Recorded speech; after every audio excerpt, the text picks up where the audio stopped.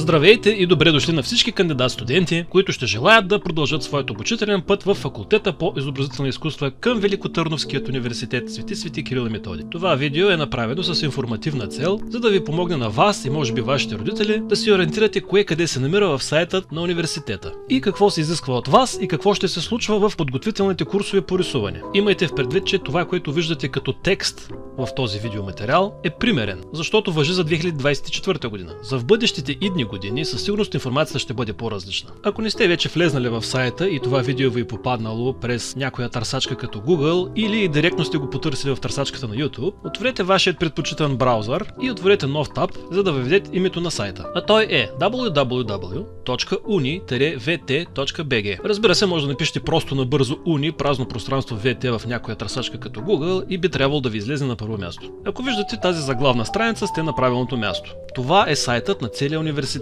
и всички факултети към него.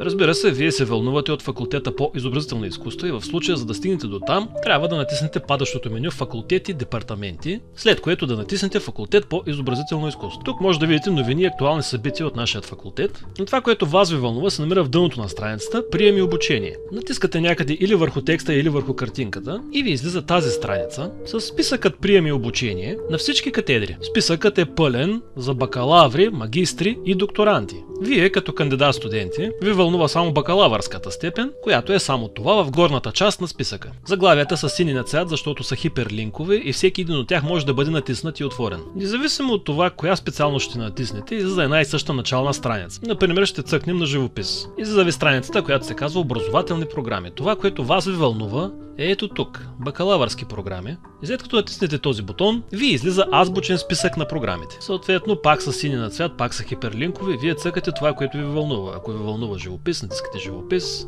Ако ви вълнува графичен дизайн, търсите на Г, ето графичен дизайн. Ако ви вълнува, например, скулптура, отивате на С и натискате съответният хиперлинк с заглавие скулптура. Ако желаете, можете да подредите списъка по три различни начина.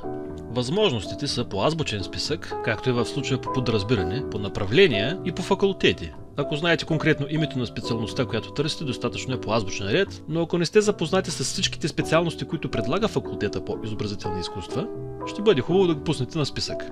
Да речем, че вие се вълнувате от живопис. Натискате съответният хиперлинк и ви се отваря страницата на живопис, форми на обучение и информационен пакет. Тази страница е еднотипна за всички останали специалности. Просто вземем живопис за пример. Тук може да прочетете какви са целите на програмата, каква е професионалната квалификация, която ще получите след завършване, компетенции, получаване след дипломирането и така нататък. Най-отгоре, точно под заглавието, има един хиперлинк, който е с заглавие редовна в скоби факултет по изобразително изкуство и като го натиснете, ви излиза страница с учебният план. Тук може да прочетете подробно какво ще изучавате в рамките на тези 4 години. Имате подробна информация за всички дисциплини, които ще изучавате и всичко за семестър от първи до последният 8 семестър, който се пада втори семестър, 4-ти курс. Или семестърът, в който завършвате вашето обучение бакалавърска степен. Също така ето тук най-долу има легенда за това какво значат съкращенията в таблицата, ако случайно не знаете.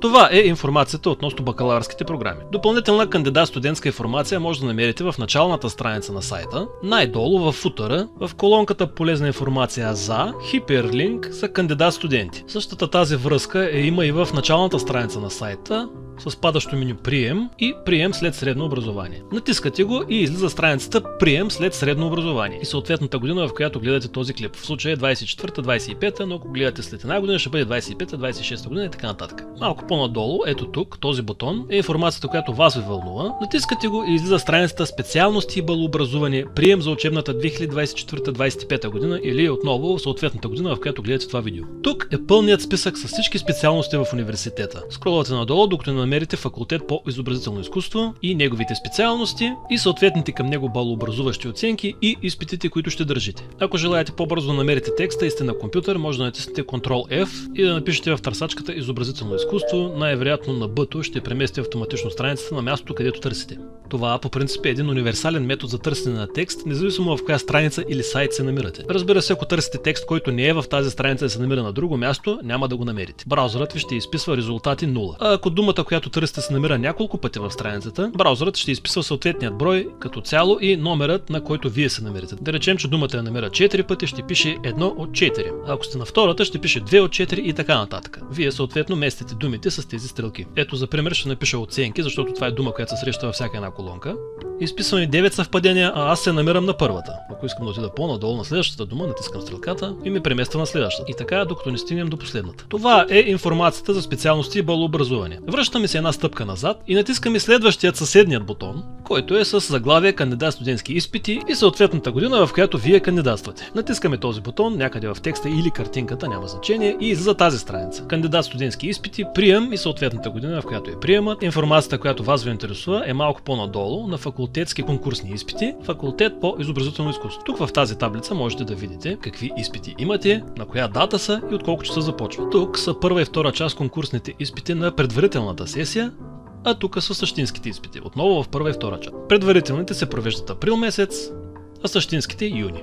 Отново имайте в предвид, че страницата, която гледате в момента, е примерна, защото видеото, което правя, е сега, 2024 година, и информацията за бъдещите години ще бъде по-различна. Това видео е само пример за това как да навигирате и страниците на сайта. Ново на падащото меню Прием можете да намерите допълнителна информация в бюрото за кандидат студентска информация, реклама и прием. Тук може да намерите телефони за връзка за бакалаври, ако имате някакви въпроси, които не са ви отговорени в рамките на това видео. Всички тези неща могат да бъдат търсени по ключови думи в сайта на ВТУ, като натиснете иконката с лупичката в хедъра в горния десен ъгъл. Ето, като за пример ще потърсим другата полезна за вас информация, информацията за кандидат студентският курс. Отваряме търсачката и пишеме в полето ключовите думи курсови рисуване. Търсачката намира по ключови думи точни заглавия и по думи, които са вътре в текста в страницата. По този начин можем да намерим по-бързо нещата, от които се вълнуваме, без да навигираме през бутоните и падащите минута. Това, което в случая вас ви вълнува, е курсове за подготовка и консултации. Тук може да намерите всичко за кандидат студентският курс по рисуване. Информация за консултациите и таксата, банковата сметка, на която могат да се превеждат парите, и имената, телефонният номер и имейлът на човека, който ще води тези курсове. Малко по-надолу може да намерите и списък на хабилитираните преподаватели от катедрите за консултации по изпитите за специалности в кандидат студентският курс за съответната година. Също така на тази страница, точно под основното заглавие, имате подзаглавие, което е хиперлинк. Този линк, ако го натиснете, ще ви излезе подробна информация относно самият курс и също така тематичен план за практическите часове по рисуване и таксите, групови практико-теоретични постановки, като цената се формира на час, но се плаща за целия ден. Или казано по друг начин, минималното количество, което може да посетите на една постановка е 6 часа. Няма как да посетите постановката само за 1 или за 2 часа. Това е така заради естеството на работата ни. В рамките на по-малко от 6 часа за постановка, един кандидат студент не може да бъде подготвен. Курсовете по рисуване се провеждат всяка събота в сградата на факултета по изобразителни изкуства, която се намира на центъра на Велико Търново срещу пощата, в стая 207, която се пада голямата зала на втория етаж, точно срещу стълбите. Курсовете започват от 8 сутринта до 14 часа след обед. Това е така заради съботното работно време, наложено от университета на факултета по изобразителни изкуства. Материалите, които са ви нужни, са моливи 2B, който номер се използва основно в изграждането на рисунката, но също така ще имате нужда и от моливи 4B и 6B за по-тъмните моменти и за контраст. Ще имате също така нужда и от твърда гума, мека хлебна гума и хартия за предпочитане малко по-дебел катастрон с размери 46 на 55. Това е стандартният размер за рисуване на портрет на човешка глава. Желателно е също така да се носите и фазер, който да използвате за твърд гръб, върху който да рисувате. Ако нямате такъв и просто сложите катастрона върху статива, линията на моливът ви ще се води по текстурата на дървото. Носете си минимум 4 броя щипки, желателно да бъдат щипки за пари, а не тези, които са за пране, с които да придържате хартията към фазер. Това се прави, за да може когато рисувате хартията да не ви се мърда. Много твърди моливи като HB, 3 пъти H и така нататък не се приемат. Подготовката започва и продължава на 3 етапа. Първия ден всички кандидат студенти започват с рисуване на гипсов череп на човешка глава. Идеята е да се разбере кой на какво ниво е. Това е така, защото някои кандидат студенти идват от художествени училища, а други идват от непрофилирани гимназии. Рисунката на гипсов череп е средното ниво. Тези от кандидат студентите, които се справят добре с рисунката на череп, за следващият път могат да преминат директно към рисуване на човек, модел, истински жив човек, от натура. А за тези, които не могат да се справят с черепа, трябва да минат на по-предходно ниво, което е рисуване на постановка с триизмерни геометрични гипсови фигури, където се изучават основи като композиция, локален тон, светлина, сянка и така нататък. Надявам се тази информация да ви беше полезна и успех на всички кандидат студенти!